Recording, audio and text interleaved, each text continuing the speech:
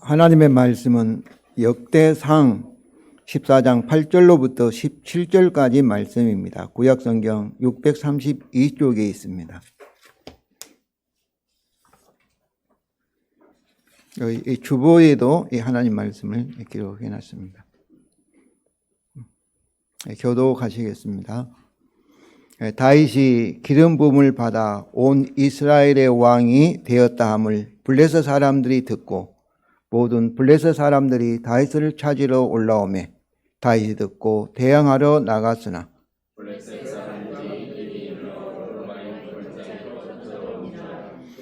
다윗이 하나님께 물어 이르되 내가 블레셋 사람들을 치러 올라가리이까 주께서 그들을 내 손에 넘기시겠나이까 하니 여호와께서 그에게 이르시되 올라가라 내가 그들을 내 손에 넘기리라 하신지라.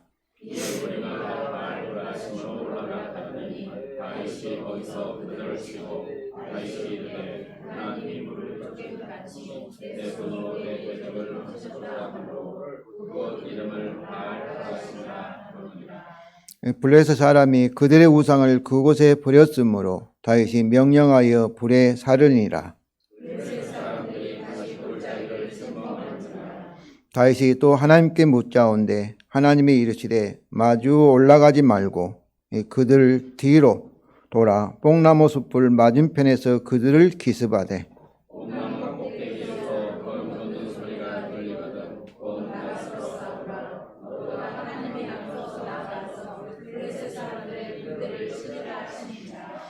이에 다윗이 하나님의 명령대로 행하여 블레셋 사람들이 군대를 쳐서 기브온에서부터 게셀까지 이르렀더니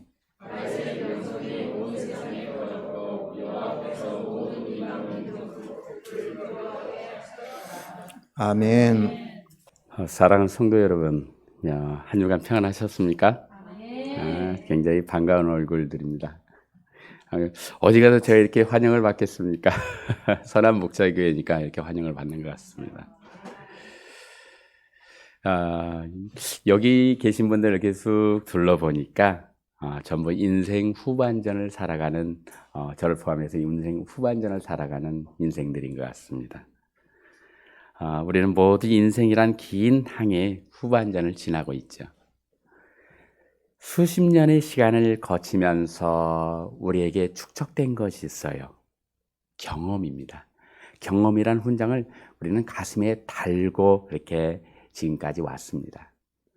그러나 60대의 문턱을 넘어서면서부터 우리는 마치 익숙했던 인생의 항해도를 버리고 전혀 새로운 바다를 항해하는 선장과 같다는 고백을 우리는 하게 됩니다. 과거의 성공 공식이 오늘의 환경에서는 통하지 않는다는 깊은 무력감에 직면하는 것이에요. 이 시대를 살아가는 60대 이상의 성도님들이 짊어진 무게는 결코 가볍지 않습니다. 특히 최근 한국 사회 통계는 이 세대가 겪는 고통을 여실히 보여주고 있습니다. 2025년 통계청 자료에 이르면은요, 우리나라 65세 이상의 어르신들 중 무려 40%가 넘는 분들이 여전히 생활전선에서 일하고 계시다고 합니다. 무려 40%가요. 65세 이상의 어르신 40%가. 이것은요, OECD 국가 중에서 가장 높은 비율입니다. 은퇴하고 편안히 쉬셔야 할 나이임에도 불구하고 자녀들의 뒷바라지를 하느라고 그리고 노후 준비 다 놓친 그런 인생이었기에 여전히 일을 해야만 하는 상황입니다. 이제는 자신의 생존을 위해서 일하시는 분들이 너무 많아요. 손주들의 용돈이라도 손에 쥐어주기 위해서 여전히 땀을 흘리고 계신 분들이 너무 많습니다. 이렇듯 60대는 수입이 없어지면서 삶의 환경과 삶의 질이 낮아지는 경험을 하게 됩니다. 월소득 150만 원 미만의 계층은요, 상당한 심리적 고통과 재정적 어려움을 동시에 겪는 것으로 나타나고 있습니다. 이로 인해서 깊은 상실감을 갖게 되고요, 우울증을 동반하게 됩니다. 때로는 자신을 사회로부터 스스로 고립시키기도 하지요. 평생 쌓은 내 경험이 무력해지고 심지어는 영적으로 교회가 갈등을 겪고 분열을 겪고 영적 침체 속에 놓여 있다는 세상의 비판까지 받는 그런 상황입니다. 이 익숙하지 않은 인생 후반전, 우리는 과연 무엇을 의지해야 하며 하나님은 우리에게 어떤 새로운 전략을 요구하고 계실까요? 성경을 보거나 우리의 삶을 돌아보면요, 하나님은 노하기를 더디하시고 일방적으로 우리를 사랑하시는 인격적인 분이심을 우리는 잘 알 수 있습니다. 우리는 하나님의 사랑을요, 자주 배신합니다. 인격적이지 못할 때가 많아요. 그렇지만 하나님은 우리를 향한 하나님의 사랑은 여전하여 우리에게 자비와 사랑을 베푸시기를 하나님께서는 여전히 기뻐하십니다. 우리가 삶이 힘들고 고될 때요, 우리가 간절히 아버지, 아버지 이렇게 부르면은요, 그분은 우리의 가슴처럼 뛰는 심장으로 우리를 향해 반응하십니다. 오늘 우리는 역대상 14장 말씀을 통해서 경험이라는 과거의 성공 방식을 내려놓고 하나님의 무한하신 사랑과 은혜, 그리고 성령께서 주시는 새로운 영적 분별력으로 인생 후반전을 살아가는 방법을 다윗 왕의 모범에서 찾고자 합니다. 1절, 2절을 한번 읽어볼까요? 오늘 아까 읽었던 본문 앞쪽인 1절, 2절을 성경책을 한번 같이 찾아서 한번 읽어보겠습니다. 632쪽입니다.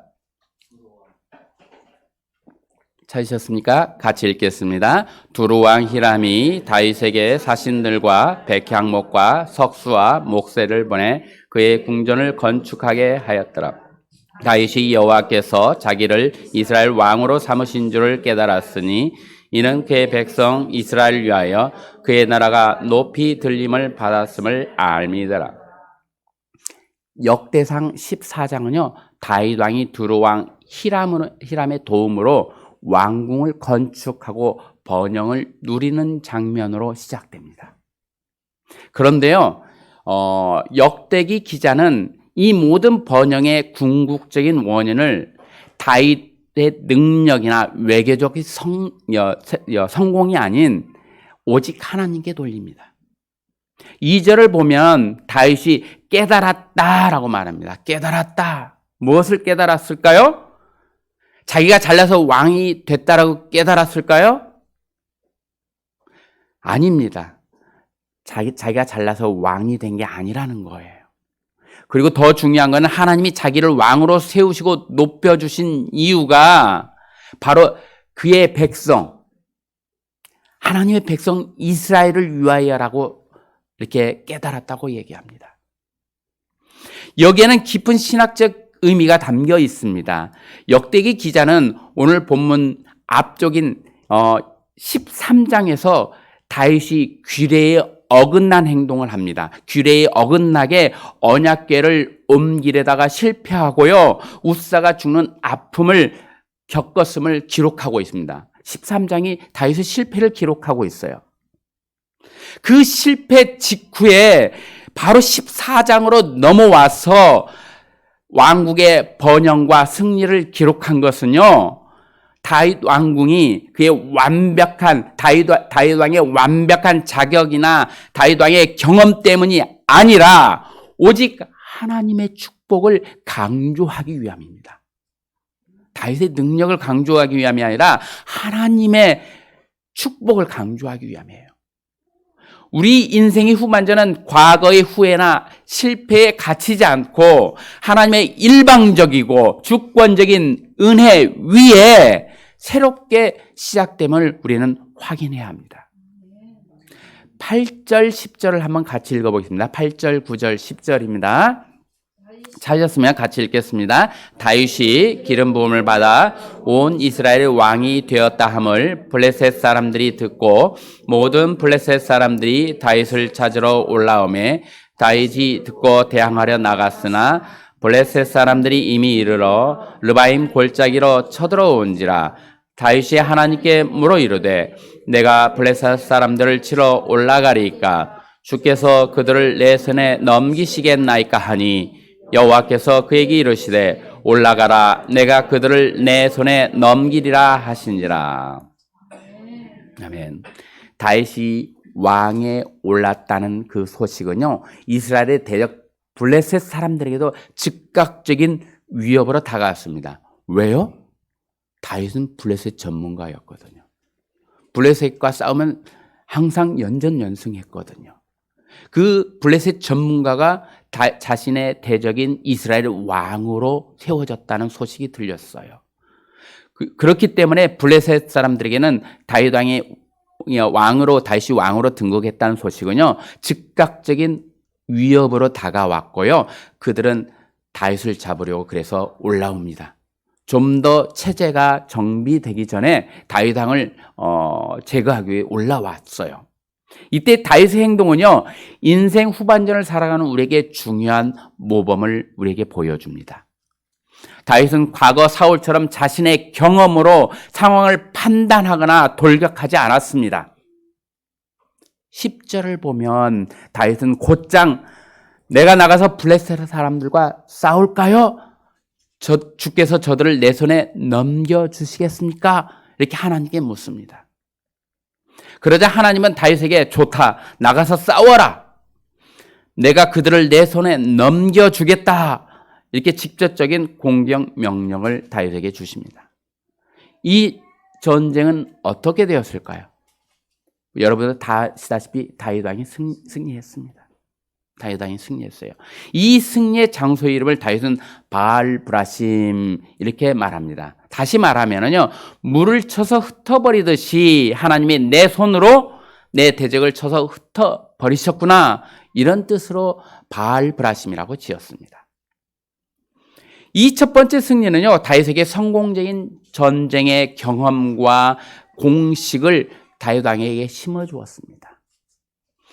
이스라엘은 하나님께 물었고 그리고 정면으로 나가서 싸워 승리했습니다. 이 얼마나 명쾌한 승리의 경험입니까? 우리 인생이 전반기 영성이 이랬어요. 젊을 때는 우리가 힘이 넘쳤습니다. 목표를 세웠습니다. 주여 믿습니다 하고 주의 말씀대로 돌진하면은 하나님께서 우리의 길을 열어주셨습니다. 사업도 그렇게 하셨고요, 우리의 직장 생활도 그렇게 하셨습니다. 그 뜨거운 체험, 그게 우리 한국 교회를 만든 힘이었습니다. 그러나 바로 이 성공적인 경험이 인생 후반전인 다음 전투에서 가장 큰 영적 장애물이 될 수 있습니다. 작년 7월경에 있었던 사건입니다. 우리나라의 굉장히 뉴스 채널들을 뜨겁게 달궜던 그런 사건인데요. 시청역 앞에서 웨스턴조선에서 나왔던 제네시스 차량이 역주행해가지고 인도를 돌진해서 무려 9명이 죽고요, 4명이 다치는 사건이 발생했습니다. 얼마나 끔찍한 사건인지 모릅니다. 이거에 대한 판결은 가속 페달을 제동 페달로 잘못 밟은 과실이 주된 원인이다라고 이렇게 판결을 하였습니다. 근데요, 이 사고를 낸 그 운전자의 면면을 살펴보면요, 이해가 안 가요. 그 사람의 직업이요, 운전으로 돈 버는 사람이었어요. 안산시에서요, 대형 시내버스를 운전하는 기사였어요. 얼마나 운전의 달인이에요. 운전의 경험이 아주 풍부한 사람이었어요. 그럼에도 불구하고 그의 경험이 운전의 장애물이 되었던 거예요. 큰 사고를 일으키고 무려 9명이 죽고 4명이 다치는 사건이 일어나고 맙니다. 가속 페달과 제동 페달을 잘못 오인해가지고, 그렇게 경험이 많은 사람임에도 불구하고 우리의 60년 이상의 경험은요, 물론 귀한 자산입니다, 우리에게. 그렇지만 때로는 영적 교만을 낳거나 내가 옛날에 이렇게 했더니 잘 됐어. 이런 과거의 성공 공식에 우리가 갇히게 됩니다. 우리는 오늘날의 새로운 위기와 문제들을 과거의 익숙한 방식이나 세상의 논리로 해결할 때요, 하나님의 은혜와 점점 멀어지게 됩니다. 하나님은 우리의 익숙함과 결별하고 매 순간 새롭게 하나님을 바라보기를 원하셔요. 하나님께서는 우리가 익숙한 것을 버리고 매 순간 하나님을 바라보기 원하죠. 누구처럼요? 다윗처럼. 13절을 보니까 블레셋 사람들은 패배를 인정하지 않습니다. 그리고 또다시 르바임 골짜기를 침략해 옵니다. 똑같은 블레셋, 똑같은 적, 똑같은 장소, 르바임 골짜기, 똑같은 위기예요. 아주 판박입니다. 여러분이라면 어떻게 하시겠습니까? 저 같으면은요, 기도 안 합니다. 왜요? 답을 아니까. 성공 공식을 아니까. 전투에서 승리 공식을 아니까. 야, 이거 저번에 이렇게 해봤어. 저번처럼 똑같이 정면 돌파해. 그때 하나님이 도와주셨잖아. 이것이 바로 경험의 함정입니다. 나이가 들수록 우리는 고집이 세어지죠. 왜냐하면 성공한 경험이 많기 때문에 그래요. 내 방식을 고집해요. 이게 맞는 것처럼 느껴요. 이걸로 성공했거든. 이런 방식으로. 내가 왕년에 해봤는데 하면서 내 방식을 밀어붙입니다. 누구에게요? 자녀들에게. 누구에게요? 직장 동료에게. 밀어붙여요. 이 방식으로 했더니 그런데 이상하죠. 예전에 통했던 그 방법이요. 지금은 안 통해요. 오히려 관계가 깨지고 말아요. 자녀의 관계가 멀어지고요. 직장 동료의 관계가 멀어지고요. 친구와의 관계가 멀어져요. 어떻게 했더니? 내 방식으로 밀어붙였더니. 내 경험으로 밀어붙였더니. 문제가 더 꼬여요. 왜 그럴까요? 하나님은 지금 새로운 은혜를 우리에게 주시려고 하는데 우리는 낡은 경험을 붙들고 있기 때문이에요. 옛날에 경험을 붙들고 있어요. 하나님께서 새로운 은혜를 부어주시려고 막 준비하고 이렇게 들고 계시는데 14절입니다. 14절 함께 읽어보시겠습니다. 다윗이 또 하나님께 묻자온데 하나님이 이르시되 마주 올라가지 말고 그들 뒤로 똥나무 숲을 맞은편에서 그를 기습하되. 여기서 다윗의 위대함이 나옵니다. 다윗이 또 하나님께 묻습니다. 다시 하나님께 물어요. 똑같은 상황인데 다시 물어요. 다윗은 마치 난생 처음 겪는 일처럼 하나님 앞에 무릎을 꿇습니다. 자기의 성공의 경험인 바알그프라심을 의지하지 않고 오늘의 은혜를 하나님께 구하고 있습니다. 그랬더니 하나님의 대답이 충격적입니다. 지난번에는 올라가라 이렇게 대답하셨는데 이번에는 올라가지 말라고 하십니다. 똑같은 상황인데 지난번에는 올라가라 하셨는데 이번은 올라가지 말라고 하십니다. 새로운 은혜를 주시려고. 만약 다윗이 자기 경험대로 그냥 올라갔다라면 전멸했을지도 모릅니다. 하나님은 우회하라고 말씀하십니다. 이것이 바로 경험을 내려놓고 은혜로 살겠다는 겸손한 결단이고요. 우리 인생 후반전에 필요한 가장 중요한 영적 실천입니다. 이때 하나님께서 주신 응답은 매우 파격적이었어요. 다시 한번 살펴보겠습니다. 14절과 이어서 15절을 같이 한번 읽어보겠습니다. 읽겠습니다. 다윗이 또 하나님께 묻자온데 하나님이 이르시되 마주 올라가지 말고 그들 뒤로 돌아 뽕나무 숲을 맞은편에서 그들을 기습하되 뽕나무 꼭대기에서 걸음 걷는 소리가 들리거든 곧 나가서 싸우라. 너보다 하나님이 앞서 나가서 블레셋 사람들의 군대를 치리라 하시니. 여러분, 뽕나무 꼭대기에서 걸음 걷는 소리가 들리는데요. 한번 생각해 보세요. 뽕나무 꼭대기에서 걸음 걷는 소리가 들린대요. 자연적인 그런 현상이 아니었어요. 생각해 보면 그게 가능한 일일까요? 뽕나무 꼭대기에서 걷는 소리. 여기서 만약에 여름철에 사람들이 걸어가면 우리는 지하에 있기 때문에 위에서 걷는 소리가 들릴 수 있어요. 근데 나무 꼭대기에서 걷는 소리가 들린대요. 한번 생각해 보세요. 어떻게 사람이 허공에서 나무 위로 이렇게 걸어갈 수 있을까요? 블레셋 사람들이 막 걸어서 이렇게 걸어갈 수 있을까요? 여러 주석가들은 이 걸음 소리를 이렇게 해석합니다. 이 걸음 걷는 소리를 하나님의 천군 천사가 앞서 행진하는 소리 이렇게 해석하고 있습니다. 또는 성령의 바람소리 이렇게 해석하는 주석가도 있었어요. 성령이 스펄전 목사님이 이 거지를 두고 이렇게 말합니다. 성령의 조력을 믿으라. 고독한 선교사여. 뽕나무 꼭대기 움직임을 기다려라. 이렇게 스펄전 목사님은 이렇게 설교를 했습니다. 이 구절을 가지고. 여러분, 이것이 바로 인생 후반전의 영성입니다. 젊을 때는 내가 앞장서서 하나님께 도와주세요 이렇게 외치면 외치며 싸웠다면 하나님께서 우리에게 길을 열어주셨어요. 그렇지만 이제는 내가 멈추어 서서 하나님의 앞서가시는 소리를 듣는 거예요. 내가 앞서가는 것이 아니라 하나님이 앞서가는 소리를 듣는 거예요. 어제 제가 김동선 목사님 도와서 이거 하고요. 점심 먹고 집에 이제 버스 타고 집에 가는데요. 버스에서 막 시끌 하니까 막 거기에 이렇게 정신 팔려 가지고요. 버스 다음 정류장은 어디입니다. 내리라고 알려주는데 제가 못 들었어요. 그러다 보니까 한 정거장 더 가서 내려서 걸어서 왔는데 그런 거예요.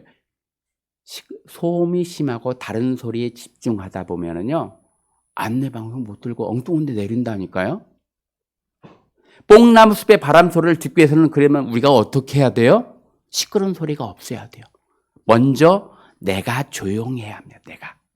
내가 시끄러우면은요 내 소리에 내가 집중하다 보면 다른 사람 소리가 안 들려요. 그렇지 않나요? 네? 내 경험의 소리를 내려놓아야 돼요. 내 고집의 소리를 내려놓아야 돼요.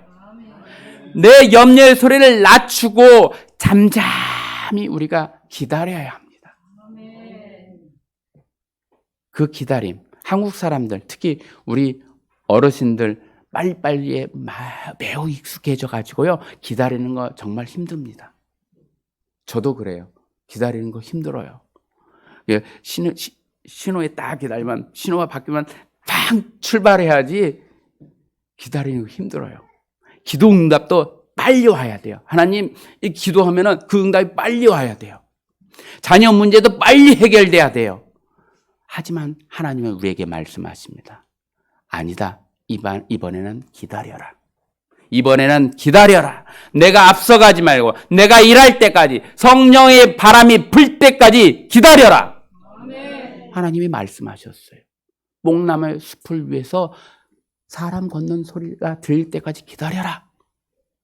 이것은 무능력이 아니에요. 우리가 무능력해서 기다리는 것이 아니에요. 이것은 가장 고차원적인 믿음의 행위입니다. 내가 뭔가를 막 해내려고 애쓰는 것보다 우리가 내가 하나님 곁에 머물며 하나님의 세밀한 음성을 듣는 것, 그것이 바로 진짜 어른의 영성입니다. 말씀을 맺겠습니다. 오늘 우리는 다윗을 통해서 인생 후반전을 살아가는 3가지 지혜를 배웠어요. 첫째는요, 내 인생의 주인은 여전히 하나님이심을 인정하고 새로운 사명을 우리가 발견하는 것입니다. 다윗 왕이 등극했던 것이요, 자신의 능력, 자신의 왕권을 펼치기 위한 것이 아니라 하나님의 백성을 위한 것임을 깨달았던 것처럼, 그것은 하나님의 주권이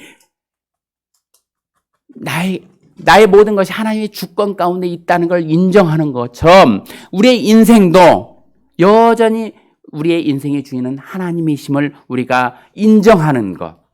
그때 하나님께서 우리에게 새로운 사명을 발견하게 해주십니다. 둘째로요, 익숙한 문제일수록 더욱 새롭게 하나님께 묻는 거예요. 익숙한 문제일수록. 뻔히 알아요. 우리가 그 오랜 세월 살아왔기 때문에, 우리 인생 가운데 경험해봤기 때문에 뻔히 다 알아요. 운전 도사라니까요. 근데 브레이크를 밟아야 되는데 가속 페달을 밟았어요. 익숙한 문제일수록 더욱 새롭게 하나님께 묻는 것. 블레셋 전문가였던 다윗이 자기 경험대로 싸워도 될 것 같은데 하나님께 묻습니다. 하나님께 물어요. 그래서 승리하고 바알브라심이라고 합니다. 세 번째로요, 어제의 성공 경험이 오늘의 방법을 보장하지 않게 오늘 또 다시 듣기 위해서 하나님께 물어야 한다는 거예요. 똑같은 적, 똑같은 장소. 그렇지만 다윗이 하나님께 물었을 때 하나님께서 뽕나무 꼭대기에서 걷는 소리를 들을 때 그때 움직이라고 했던 것처럼 우리에게도 어제의 성공 경험이 있지만은 오늘의 성공을 보장받기 위해서 하나님께 기도하면은 하나님께서 말씀하실 때 뽕나무 숲에 걷는 소리가 들릴 때까지 기다리라고 하신 말씀, 그때까지 우리가 기다리는 것입니다. 나이가 들면 지혜가 깊어지고 경험이 풍부해지는 것이 분명 사실이에요. 누구보다도 지혜롭고 현명한 분들입니다. 여기 계신 분들. 은혜가 있고 신앙 연륜이 깊고 하나님과의 깊이 교제하며 살아오셨습니다. 그러나 오늘 말씀을 통해서 우리는 깨닫습니다. 신앙의 세계에서 최고의 연륜, 최고의 지혜는 내가 다 안다라고 말하는 것이 아니라 나는 오늘 또 주님께 물어야만 사는 존재입니다. 이렇게 고백하는 것입니다. 여러분, 지금도 하나님은 우리의 삶의 뽕나무 꼭대기에서 우리에게 말씀하고 계십니다. 그런데 혹시 내 경험의 소리가 너무 커서, 내 고집의 소리가 너무 커서 그분의 세미한 음성을 듣지 못하고 있지는 않습니까? 여러분이 평생 쌓으신 그 귀한 경험이 하나님께 묻는 기도를 가로막는 단단한 벽이 아니라 그분의 세미한 음성을 더 깊이 깨닫고 순종하는 부드러운 발판이 되기를 소망합니다. 이번 한 주 여러분의 삶의 자리에서 크고 작은 문제를 만날 때마다 내가 해봐서 아는데 라고 하는 말이 목구멍까지 이렇게 차오를 때 잠시 멈추고 다윗처럼 기도해보는 영적 훈련을 시작해보면 어떨까요? 하나님은 어떻게 할까요? 하나님, 이 문제 제가 잘 알지만 하나님은 어떻게 할까요? 하나님은 어떻게 할까요? 그 겸손한 질문 위에 하나님께서 예비하신 놀라운 바알브라심의 승리와 신비로운 뽕나무 숲의 기적이 여러분의 인생 후반전에 풍성하게 펼쳐지기를 주님의 이름으로 간절히 축원합니다.